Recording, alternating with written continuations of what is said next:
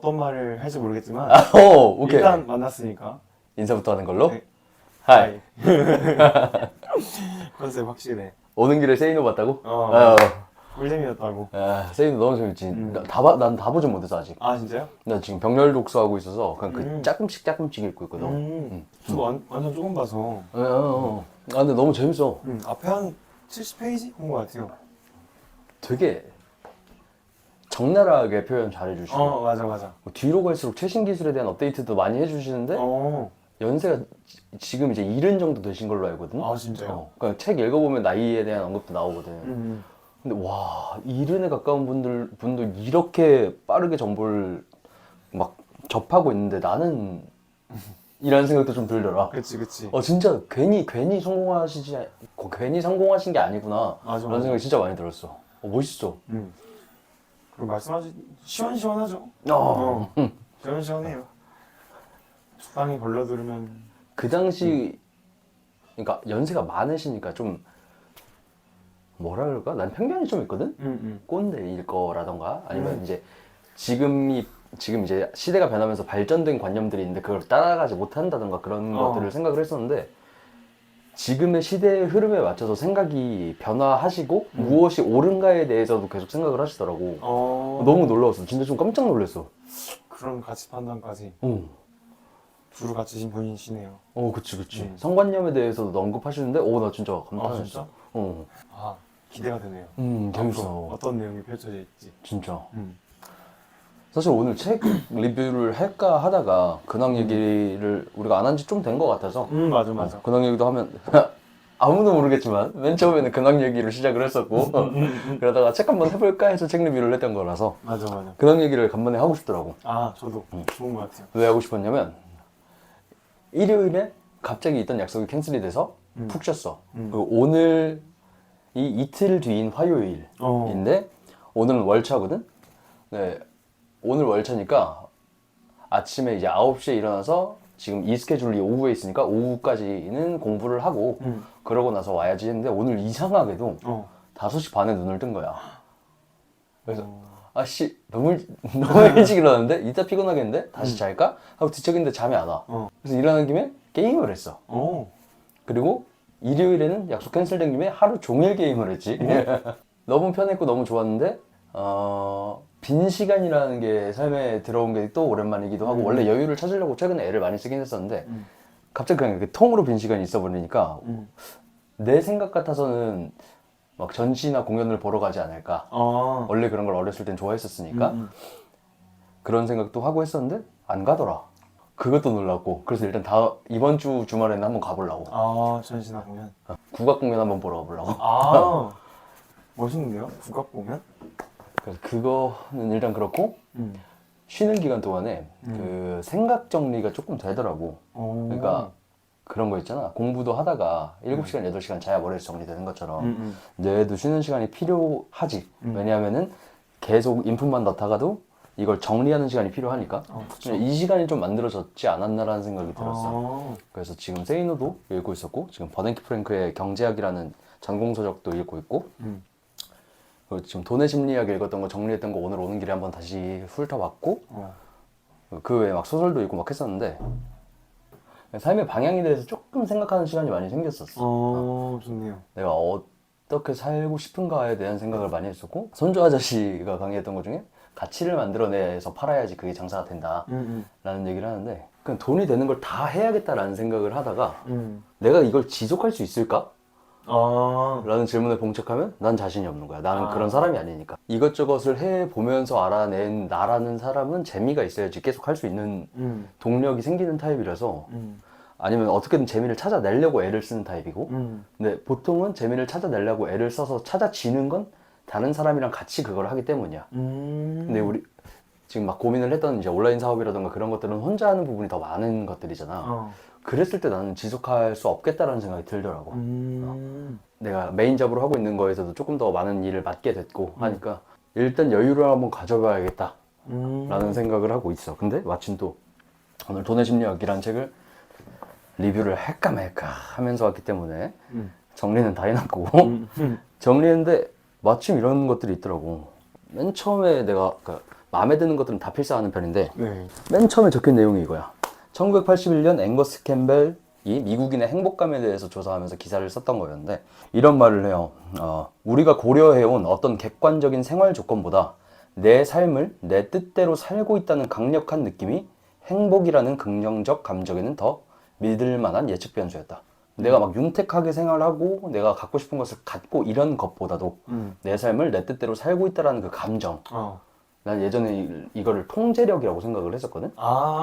저번에 얘기했던. 그렇지. 그치. 이런 것들이 나를 행복하게 만들어주겠구나라는 생각이 들어서 그래서 지금 있는 것들을 내가 누려볼까라는 생각이 있기는 해. 근데 조금 생각이 달라진 건 이제 통제력이라고 생각하진 않아. 내가 통제하지 못하더라도 상관없어.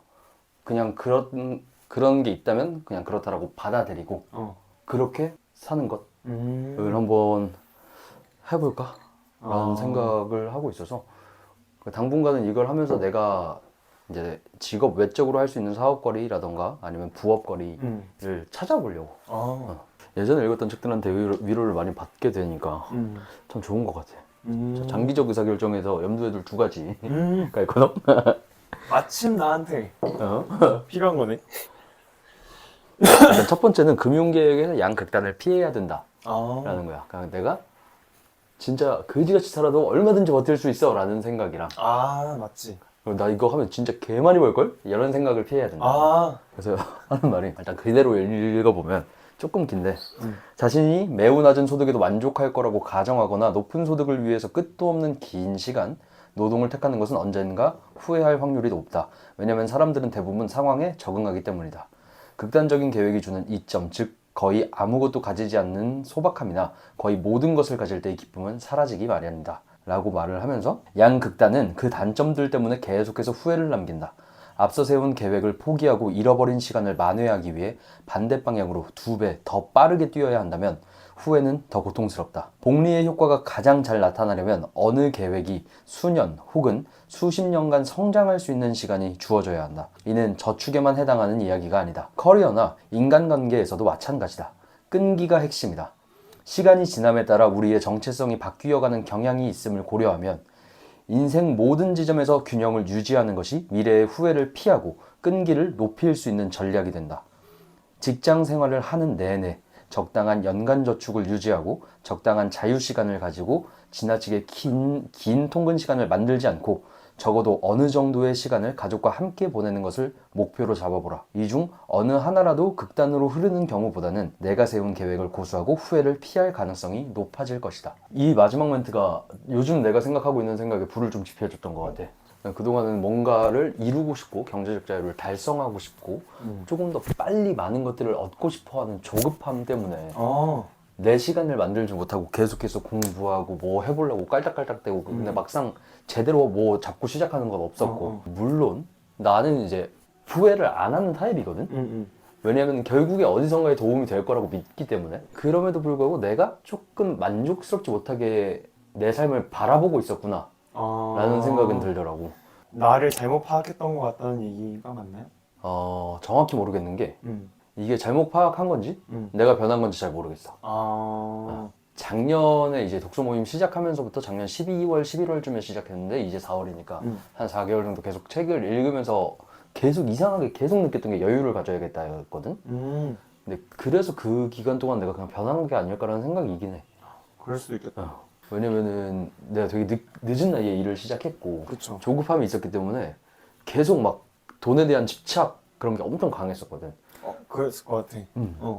불안함이 크고 근데 이제 빚이 어느 정도 해결된 탓도 있고 어느 정도의 스택이 쌓인 탓도 있어서 결국에 내가 목표하는 시드까지는 한참 멀긴 했음에도 불구하고 이게 하면 되겠다라는 견적이 보이니까 마음이 조금 편해진 것 같긴 해. 책에서 나온 것처럼 이제 사는 거를 생각을 했는데 저번 주부터 이제 내가 맡는 업무량이 갑자기 쭉 늘어났단 말이야.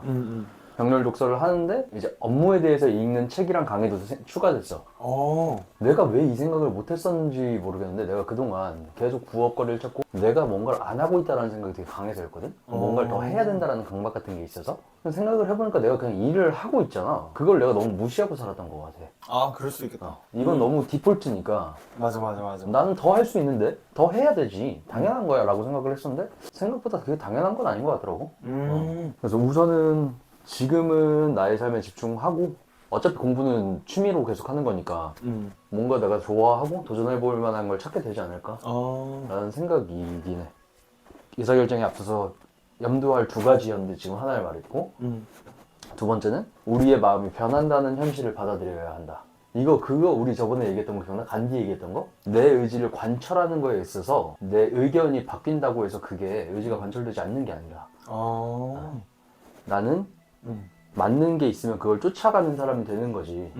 말을 바꿨다고 해서 그 의지를 꺾어버리거나 했던 게 아니다. 막 그런 맥락이었다. 기억날 것 같아. 정확한 멘트가 기억이 안 나는데 맞는 말인 것 같아. 지금 계속 이제 성격에 대한 책도 읽고 최근 심리학에 대한 책도 읽었었는데 이제 성격이라는 게 형성되어 있는 어떤 완성체가 아니라 계속 살아가면서 맞닥뜨리는 환경, 사람, 경험들에 따라서 계속 누적되고 바뀌어가는 거라는 개념이 최근에 말이 나온대. 나도 성격이 자라면서 계속 변했던 것 같고 지금도 변화하는 과정이기 때문에 지금은 이 변화를 받아들여 봐야지 라는 입장이고, 여기서 지금 말한 것처럼 우리의 마음이 변한다는 걸, 내 마음이 변한다는 걸 그냥 인정하기로 한 것 같아. 그래서 사실 전 같았으면은 원래 우리가 스마트 소울을 같이 각자 키워서 이제 뭐 서로 피드백을 주면서 해보자 이런 얘기를 했었는데 내가 갑자기 대뜸 안 한다 그랬잖아. 예전 같았으면 너가 나한테 말을 해줬던 것처럼 하기 싫으면 언제든지 말해도 된다 라고 했지만 나는 그러지 못했을 거야.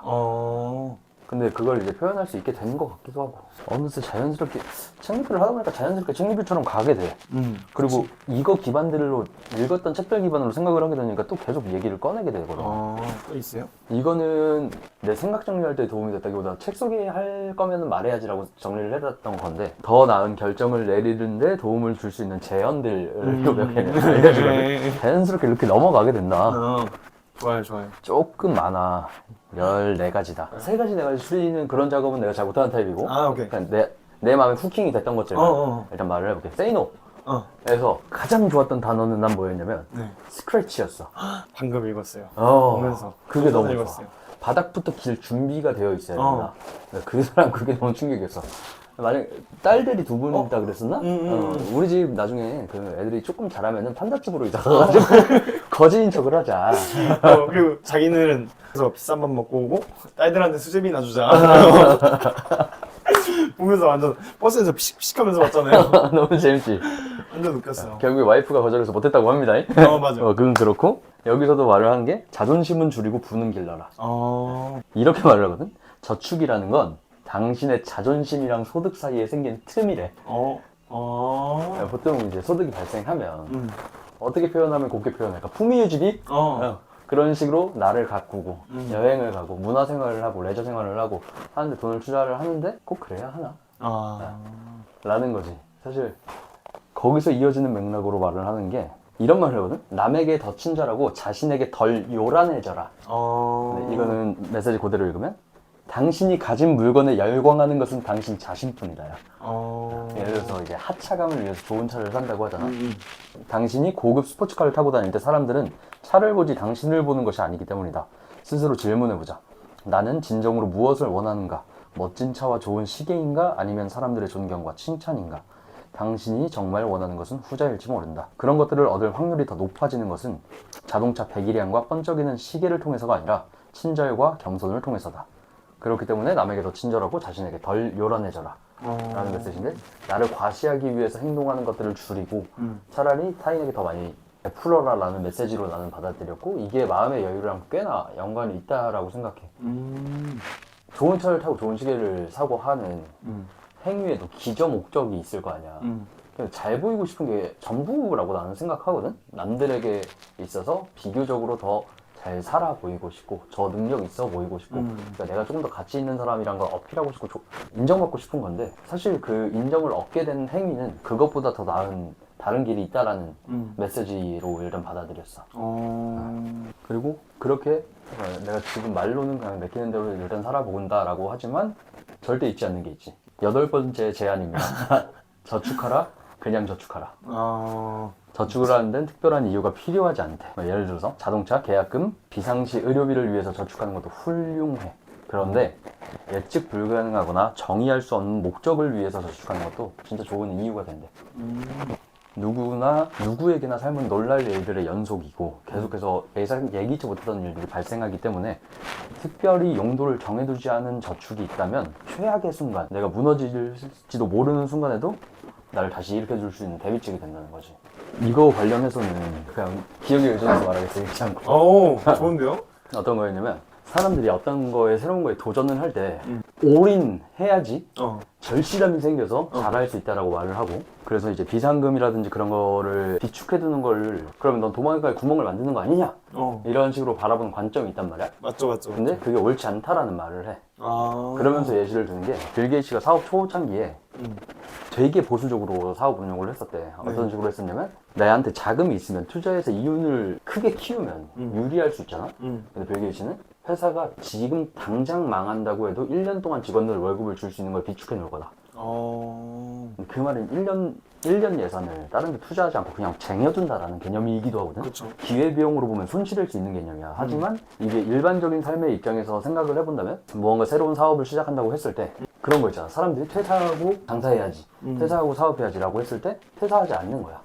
퇴사하지 않고 내 생활을 안정적으로 유지시켜줄 현금 흐름은 그대로 유지한 채로 다른 일을 하는 거지. 근데 그게 도망치거나 비겁한 게 아니라 현명한 선택이란 거야. 그런 식의 메시지여서 되게 좋았었고, 나의 게임이 무엇인지 정의하라. 모든 사람은 목표가 다르고 계획이 다르다. 즉 나의 게임과 너의 게임은 다르다. 따라서 같은 주식과 채권을 사더라도 이후의 행보는 달라질 수밖에 없다. 그래서 종목 추천받지 말라는 게, 그 사람이 지금 샀다고 해서 그 사람이 언제 팔지를 내가 아는 것도 아니고 앞으로의 흐름을 내가 이제 앞으로의 이 요동을 내가 감당할 수 있는 사람인지 아닌지도 모르기 때문에 그치. 그들의 게임이 잘 되는 걸 본다고 해서 내 게임 내가 똑같이 따라할 수 있는 것도 아니고 그런 사람인 것도 아니고 그래서 다른 사람의 행동을 너무 의식하지 말고 그냥 내 템포에 맞춰서 자기 페이스에 맞춰서 계속 삶을 운용하라라는 관점인데, 이게 일단 지금 내가 한 스텝을 멈추게 해준 것 같아. 근데 지금 사실 이거는 책 정리를 오늘 이제 녹화한 날이니까 오늘 말할 게 있어야 되지 않을까라는 생각을 하면서 오늘 읽은 거거든? 근데 정리를 하면서는 몰랐는데 지금 돌이켜 생각해보니까 내 생활에 되게 많이 묻어남아 있었어. 근데 나도 약간 느꼈던 게 이 책 제목을 얘기했을 때 이전에 형한테 많이 들었던 책이었어요. 그지? 어떤 얘기를 할 때 가져오거나 그 책에서 이 책에서 어떤 말을 했었는데 라거나 난 은연중에 느꼈어. 형이 이 책을 되게 좋아하는구나. 그러게. 내가 진짜 좋아했나봐. 그래서 오늘 딱 들었을 때 진짜 좋아하는구나. 드디어 이걸 말을 하네. 그니까. 그래서 지금은 잠깐 적재하고 나를 돌이켜보는 시간, 그 나를 재정비하는 시간으로 갖고 있는데, 오늘 식습기를 원래 고려하지 않았고 그치. 팬스럽게 하게 됐지만 맞아. 원래 고려하지 않았고 수다를 떨 생각이었는데 문득 이런 생각도 들더라고. 방금 쉬는 시간에 생각을 했던 건데